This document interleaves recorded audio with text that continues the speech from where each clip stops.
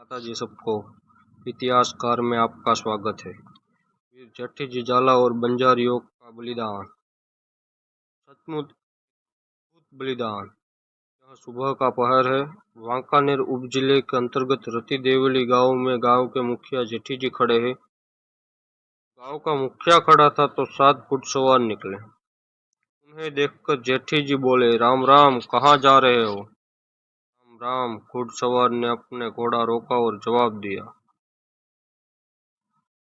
नागदेवों का कत्थड़ जाडेजा हूँ।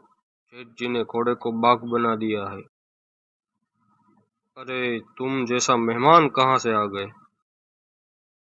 किसी और दिन छाछ पीकर आएंगे। आज का दिन बहुत लंबा है, नीचे उतरो। कत्थर जी और परन नीचे उतरे और कत्थर जी ने कहा, भाई नीचे उतर जाओ, तुम्हें जुर्माना देना पड़ेगा। घोड़े बंधे हुए थे और सवार भी बंधा हुआ था। गांव के हॉल में आए, मुंह धोए, बैठ गए, टेकने लगे। दोपहर में शाम के भोजन की तैयारी शुरू हुई। कत्थर जी और जेठी जी साथ बैठकर भोजन करने लगे। भोजन में चीनी, चावल, सब्जियां, सांभर, पापड़, अचार शामिल थे। शुरू हुआ। जी मन खाना पकाने, अपना पेट भरने में व्यस्त थे। बीच कत्थर जी ने एक दीपक के समान शोभायमान दुल्हन को कमरे से गुजरते देखा। की चमक से कत्थर जी की आंखें चमक उठी और उन्होंने पूछा, तुम अभी किसकी बेटी को छोड़ कर आई हो? मेरी बहन है। आप ही चीनी और चावल के स्वामी हैं, कत्थर जी ने गहरी आवाज में कहा। लेकिन जी का दिल आंसुओं से भर गया, की आंखें रक्त से भर गई। कत्थर जी कठोर स्वर में बोले, जबान संभाल कर बोलिए, ग्रासिया की बेटी रास्ते पर नहीं है, चाहे वह कितनी भी कोशिश करके सगाई कर ले। जेठ जी, नागदेव का स्वामी हूँ, मेरी सगाई हो रही है। अब आप रहे हो। मैंने सोचा था कि यह आपके लिए उपयुक्त नहीं है।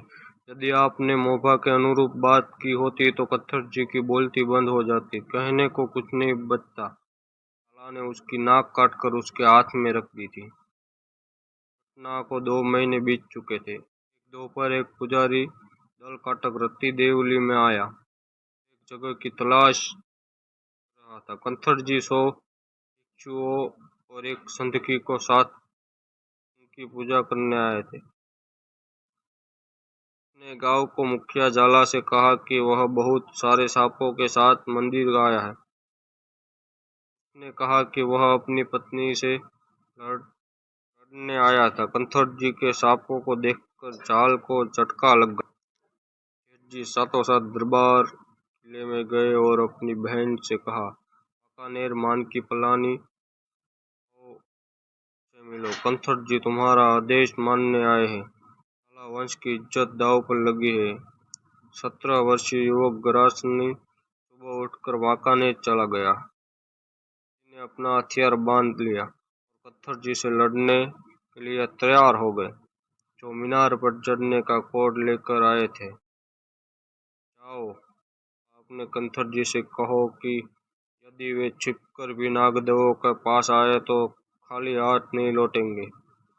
हम उनकी दयालुता का सम्मान करेंगे। यह सुनकर कत्थर जी प्रसन्न हुए। उसने देखा कि नहर का पानी अधिक नहीं था, इसलिए उसने शादी का उपहार भेज दिया। तो इसे एक साथ करते हैं। शाही कत्थर जी आगे आए। काले वस्त्र पहने जेठी जी ने अपनी तलवार खींच ली और सेना पर हमला करने के लिए दौड़ पड़े। मिट्टी को जला दो, जेठी जी ने अपनी तलवार निकालते हुए चिल्लाया। कत्थर जी जाला की बेटी तलवार के लिए नहीं गिरी। पलक झपकते ही तलवारबाज की तालियां गिर गई। जेठ जी वही होकर दुश्मनों के सिर काटते रहे, जैसे वे कोई फसल काट रहे हो। उसमें दुश्मनों का एक घाव जेठ जी के सिर पर लगा। उनका सिर कुचल गया, लेकिन उनका धड़ अभी भी जीवित था। वे अपने हाथों में 2 तलवार घुमाने लगे। पुजारी बंजारा को लेकर गांव में दंगा फसाद चल रहा था। बंजारा लोग अपनी किताबें लेकर सीमा पर चले गए थे। सभी बंजारा लोग दगाग्रस्त थे। गांव में गोकरी की आवाज सुनकर बंजारा के कान खिल गए उठे। सभी लोग वहां एकत्र हो गए, चिल्लाने लगे और चुनौती देने लगे।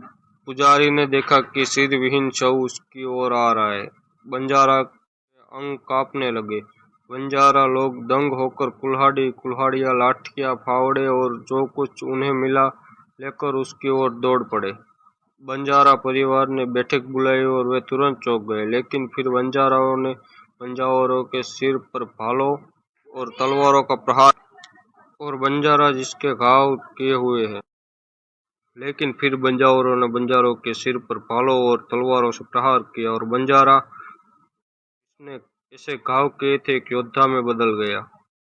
के पुजारी को लड़ते देख कोली, चरवाहे और बदमाश चिल्लाने लगे, अगर आदमी लड़ रहे हो तुम हमारे पास क्यों खड़े हो? उन्होंने उसे पुकारा और कहा, मुझे मार डालो। बंदूकों से गोलियां चलाई गई और चरवाहों को कुचल दिया गया। जेठ जी ने का शरीर संघर्ष करते हुए पादर नदी के दूसरे किनारे पर आकर रुक गया।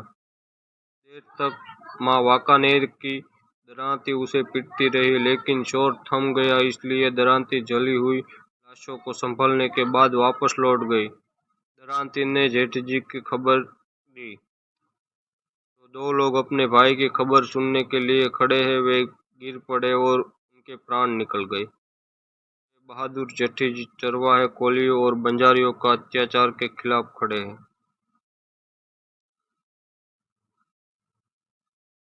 और ये बात है वर्ष 1848 और वैशाख का महीना था। अजय रति देवली के सामने जहाँ जेठी जी का सिर है वहाँ एक शिलापट है, और जहाँ मंदिर में शरीर है वहाँ ग्रामीण चरवाहों और जेठी जी का शरीर के अवशेष एक बहादुर आदमी की कहानी गाते हैं।